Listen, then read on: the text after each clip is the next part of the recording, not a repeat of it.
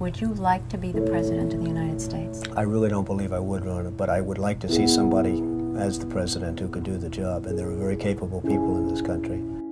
Why wouldn't you dedicate yourself to public service? Because I think it's a very mean life.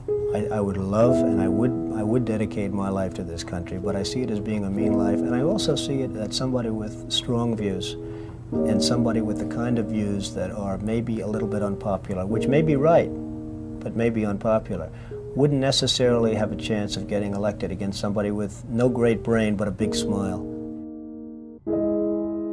This sounds like political presidential talk to me, and I know people have talked to you about whether or not you want to run. Would you ever? Probably not, but I do get tired of seeing the country ripped off. Why would you not? I just don't think I really have the inclination to do it. I love what I'm doing. I really like it. Also, it doesn't pay as well. No, it doesn't. But, you know, I just probably wouldn't do it, Oprah. I probably wouldn't, but I do get tired of seeing what's happening with this country. And if it got so bad, I would never want to rule it out totally, because I really am tired of seeing what's happening with this country, how we're really making other people live like kings, and we're not. You've said, though, that if you did run for president, you believe you'd win. Well, I don't know. I think I'd win. I tell you what, I wouldn't go in to lose. I've never gone in to lose in my life. And if I did decide to do it, I think I'd be inclined, I would say that I would have a hell of a chance of winning, because I think people, I don't know how your audience feels, but I think people are tired of seeing the United States ripped off. And I can't promise you everything, but I can tell you one thing: this country would make one hell of a lot of money from those people that for 25 years have taken advantage. It wouldn't be the way it's been, believe me. But you might be classified as an Eastern Republican. Fair? Well, I guess you could say that, yes. Which means kind of a Rockefeller, Chase Manhattan Republican? I never thought of it in those terms. How do you define it? Are you a Bush Republican? No, I think I'm really, the people that I do best with are the people that drive the taxis. You know, wealthy people don't like me, because I'm competing against them all the time, and they don't like me, and I like to win. The fact is, I go down the streets of New York, and the people that really like me are the taxi drivers and the workers, etc., etc. I mean, I really get a great response. Why are you a Republican? I have no idea. I mean, I am a Republican because I just believe in certain principles of the Republican Party. You have flirted with the idea of politics. Now you're here at your first national convention. Does that get you interested in possibly making the plunge? Now you have to tell me something. Who told you I flirted? Well, I didn't know that I flirted with. Well, you took out full-page ads in the New York Times to talk about your foreign policy. Some people would say... I do feel very strongly about the country. I love the country. You've become a role model in this country. The reason that your book sells, the reason that your board game sells, is because people are looking to leaders. People are looking for values, and you're one of the people. And it's no... You may dismiss it, but people are talking about, you know, Donald Trump for president. What they're really talking about is Donald Trump, show us the way. Well, be the true white hat.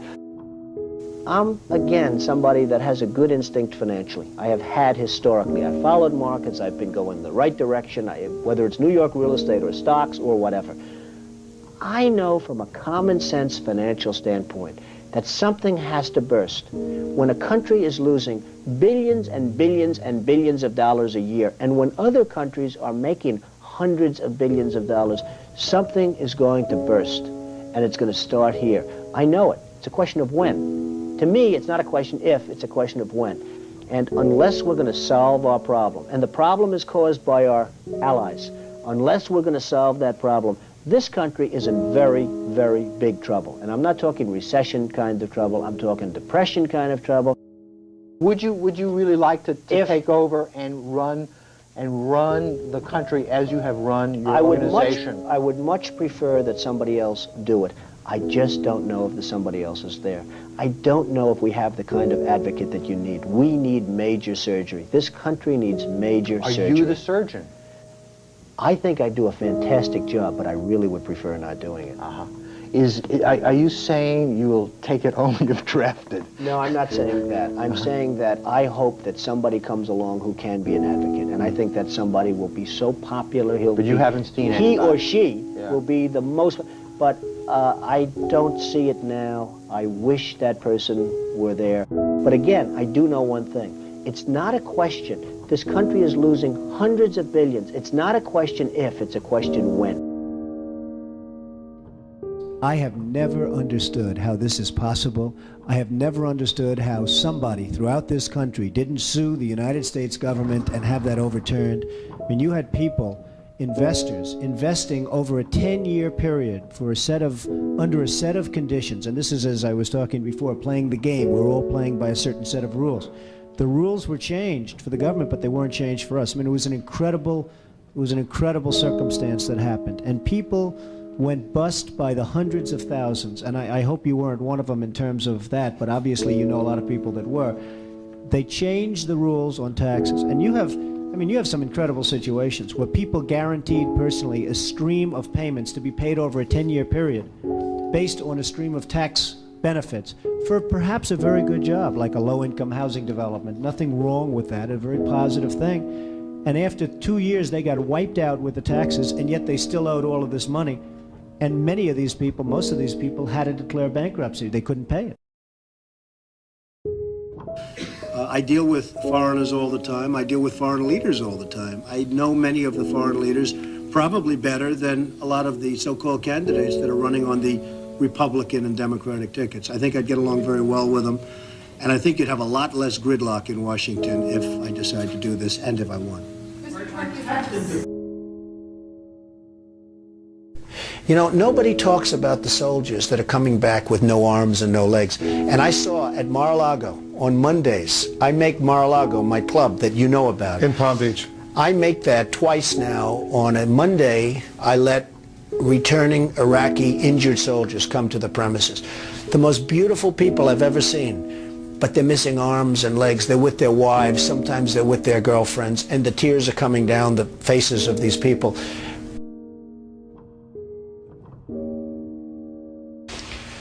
Well, I just hate what's happened to this country. We've gone to a country that's no longer respected. We're in a war that we should have never, and by the way, I'm worse than any hawk there is in terms of military and in terms of defending ourselves. But Saddam Hussein didn't knock down the World Trade Center. He had nothing to do with it. And there were no weapons of mass destruction.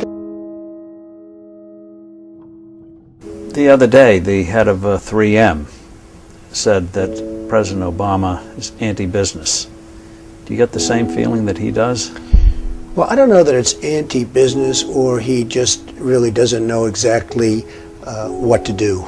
And I'm afraid it probably is the second thing. I don't see him necessarily as anti-business. I think that he is not sophisticated in the ways of business. He hasn't dealt with the people that you've dealt with and that I've dealt with. I deal with China, as an example, a lot. It is never easy.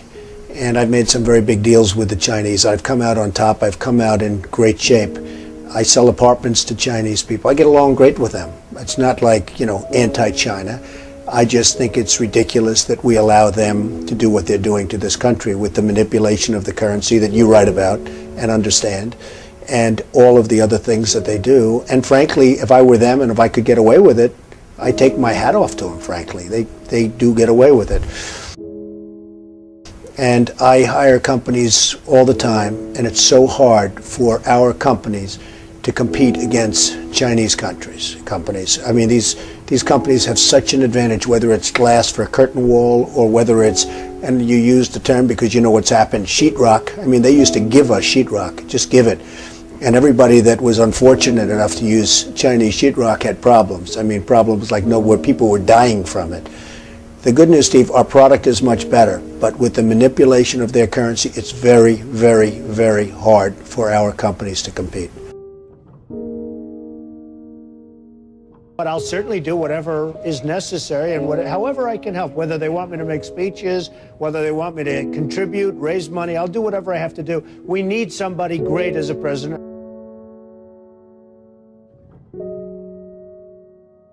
I know that you were mentioning that Aaron and I did a kind of an interesting video not that long ago in August about how things have fallen apart. But at that point, the only people who were saying it were us and you. I was saying it a long time ago. And frankly, they're talking about 50 basis points.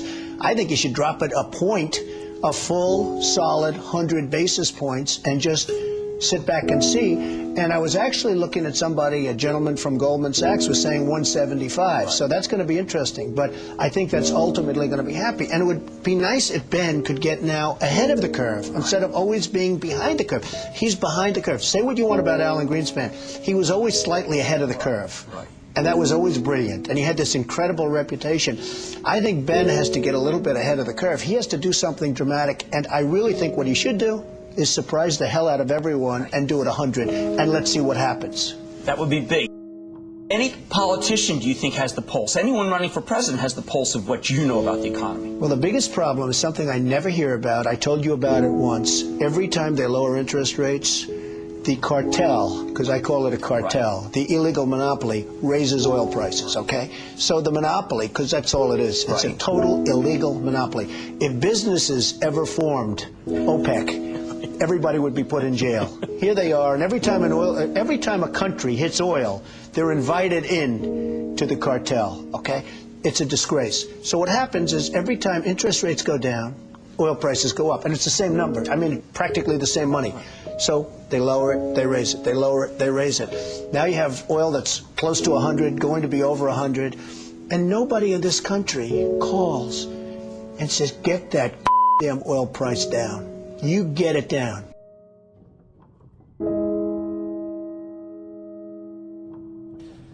But I have to tell you that our country is in serious, serious trouble.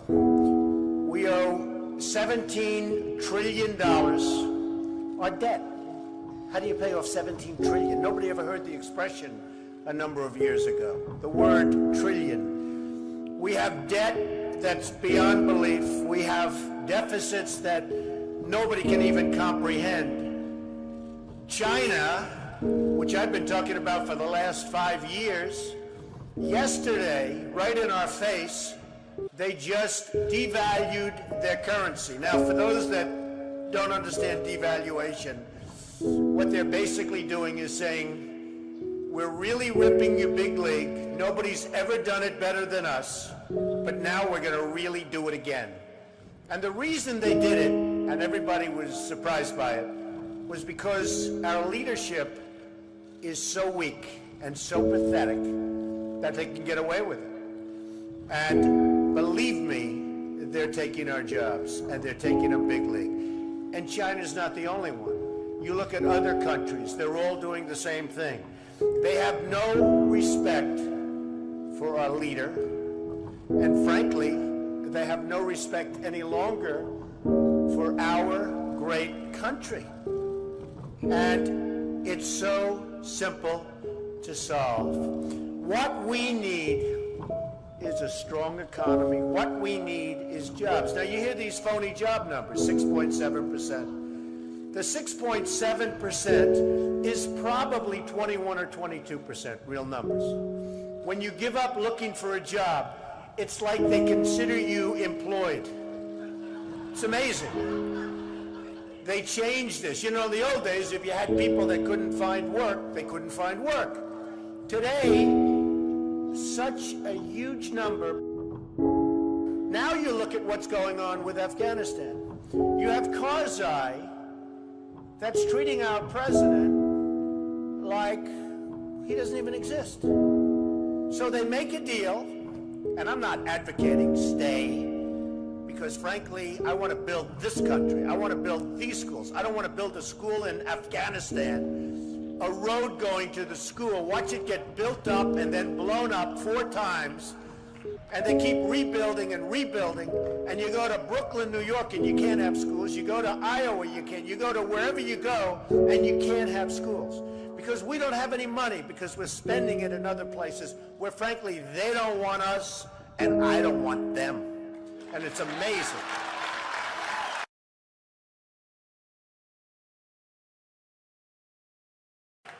Our country is in serious trouble.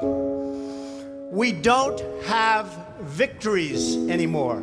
We used to have victories, but we don't have them. When was the last time anybody saw us beating, let's say, China in a trade deal? They kill us. I beat China all the time. All the time. When did we beat Japan at anything? They send their cars over by the millions. And what do? When was the last time you saw a Chevrolet in Tokyo? It doesn't exist, folks. They beat us all the time. When do we beat Mexico at the border? They're laughing at us, at our stupidity. And now they're beating us economically. They are not our friend, believe me. But they're killing us economically. The U.S. has become a dumping ground for everybody else's problems. Thank you. It's true. Islamic terrorism is eating up large portions of the Middle East. They become rich. I'm in competition with them. They just built a hotel in Syria. Can you believe this? They built a hotel. When I have to build a hotel, I pay interest. They don't have to pay interest because they took the oil that when we left Iraq, I said we should have taken. So now ISIS has the oil. And what they don't have, Iran has.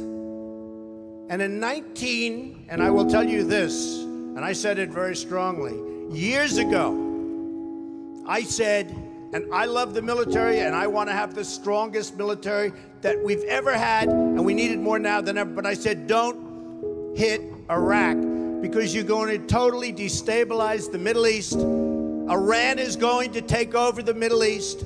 Iran and somebody else will get the oil, and it turned out that Iran is now taking over Iraq.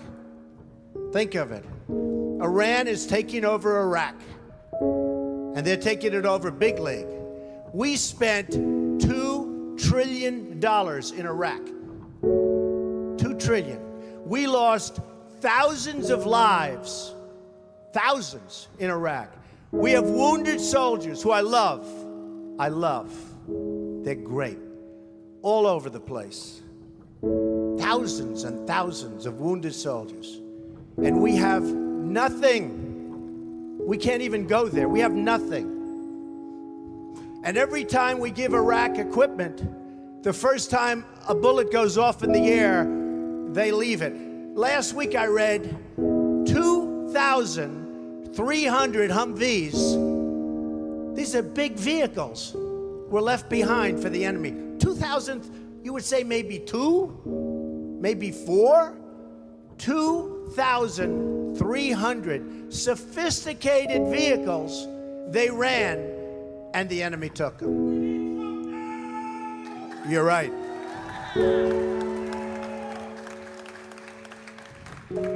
Last quarter, it was just announced, our gross domestic product, a sign of strength, right? But not for us.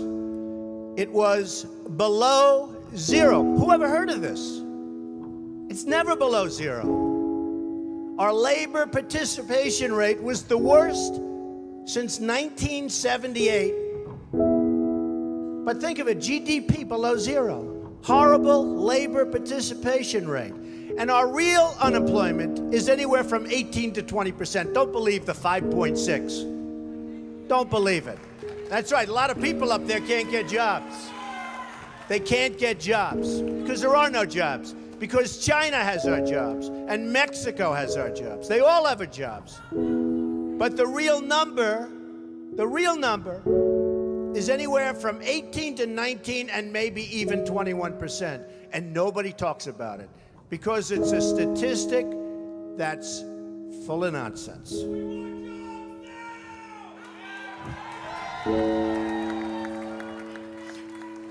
Our enemies are getting stronger and stronger by the day, and we as a country are getting weaker. Even our nuclear arsenal doesn't work. It came out recently. They have equipment that's 30 years old. They don't even know if it worked. And I thought it was horrible when it was broadcast on television, because boy, does that send signals to Putin and all of the other people that look at us and they say, that is a group of people, and that is a nation that truly has no clue. They don't know what they're doing.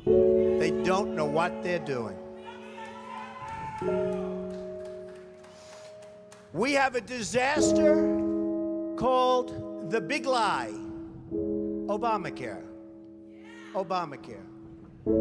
Yesterday it came out that costs are going for people up 29, 39, 49, and even 55%. And deductibles are through the roof. You have to get hit by a tractor, literally a tractor, to use it. Because the deductibles are so high, it's virtually useless. It is a disaster. And remember the $5 billion website. $5 billion we spent on a website. And to this day, it doesn't work. A $5 billion website. I have so many websites. I have them all over the place. I hire people. They do a website. It costs me $3. $5 billion website. I have so many websites. I have them all over the place. I hire people. They do a website. It costs me $3. $5 billion website.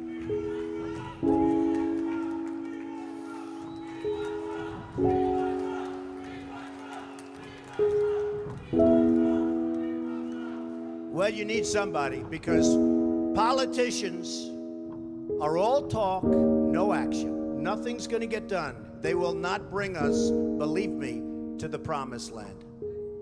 They will not. As an example, I've been on the circuit making speeches, and I hear my fellow Republicans, and they're wonderful people. I like them. They all want me to support them. They don't know how to bring it about. They come up to my office. I'm meeting with 3 of them in the next week, and they don't know. Are you running? Are you not running? Could we have your support? What do we do? How do we do it? I like them. And I hear their speeches, and they don't talk jobs, and they don't talk China. When was the last time you heard China's killing us? They're devaluing their currency to a level that you wouldn't believe. It makes it impossible for our companies to compete. Impossible. They're killing us. But you don't hear that from anybody else. You don't hear it from anybody else. And I watch the speeches. Thank you. I watch the speeches of these people, and they say, the sun will rise, the moon will set, all sorts of wonderful things will happen. And people are saying, what's going on? I just want a job. Just get me a job. I don't need the rhetoric. I want a job. And that's what's happening. And it's going to get worse, because remember, Obamacare really kicks in 2016. Really big league. It is going to be amazingly destructive. Doctors are quitting. I have a friend who's a doctor, and he said to me the other day, Donald, I never saw anything like it. I have more accountants than I have nurses. It's a disaster. My patients are beside themselves. They had a plan that was good. They have no plan now. We have to repeal Obamacare, and it can be replaced. And it can be replaced with something much better for everybody. Let it be for everybody, but much better and much less expensive for people and for the government. And we can do it. So, I've watched the politicians. I've dealt with them all my life. If you can't make a good deal with a politician, then there's something wrong with you. You're certainly not very good. And that's what we have representing us. They will never make America great again. They don't even have a chance. They're controlled fully. They're controlled fully by the lobbyists, by the donors, and by the special interests, fully. They control them. Hey, I have lobbyists, I have to tell you. I have lobbyists that can produce anything for me. They're great. But you know what? It won't happen. It won't happen because we have to stop doing things for some people, but for this country, it's destroying our country. We have to stop, and it has to stop now. Now, our country needs a truly great leader, and we need a truly great leader now. We need a leader that wrote The Art of the Deal. We need a leader that can bring back our jobs, can bring back our manufacturing, can bring back our military, can take care of our vets. Our vets have been abandoned. And we also need a cheerleader. You know, when President Obama was elected, I said, well, the one thing I think he'll do well, I think he'll be a great cheerleader for the country. I think he'd be a great spirit. He was vibrant, he was young. I really thought that he would be a great cheerleader. He's not a leader, that's true. You're right about that. But he wasn't a cheerleader. He's actually a negative force. He's been a negative force. He wasn't a cheerleader, he was the opposite. We need somebody that can take the brand of the United States and make it great again. It's not great again. We need